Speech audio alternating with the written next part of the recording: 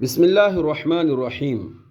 قرآن کریم میں جس نبی کا سب سے مختصر ذکر ہوا ہے وہ حضرت یسع علیہ السلام ہے، البتہ تورات شریف میں ان کا تفصیلاً ذکر آیا ہے۔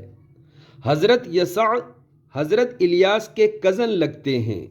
یہ دونوں نبی ملک شام میں تشریف لائے اور اہل شام کو تبلیغ کرتے رہے۔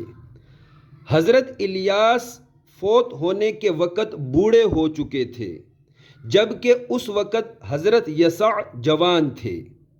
حضرت الیاس نے اپنی زندگی میں ایک موقع پر اپنی چادر حضرت یسع کے کندھوں پہ ڈال دی۔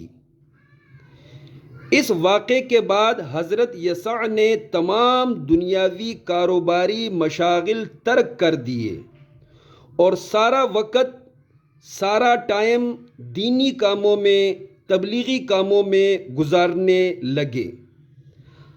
عزیزان محترم، حضرت یسع اور آخری نبی حضرت محمد صلی اللہ علیہ وسلم میں ایک خوبی مشترک ہے، ایک اعزازی خوبی، ایک نمایاں خوبی نبی پاک علیہ السلام کی حضرت یسع میں بھی پائی جاتی تھی، اور وہ خوبی یہ ہے کہ جس طرح آخری نبی حضرت محمد صلی اللہ علیہ وسلم نے اعلان نبوت کے بعد ایک دن، ایک لمحہ دنیاوی روزگار کے لیے نہیں نکالا، سارے کا سارا ٹائم تبلیغی کاموں میں، دینی کاموں میں گزارتے تھے، ایسے ہی اعلان نبوت کے بعد حضرت یسع علیہ السلام اپنا مکمل وقت دینی کاموں میں، تبلیغی کاموں میں گزارتے تھے۔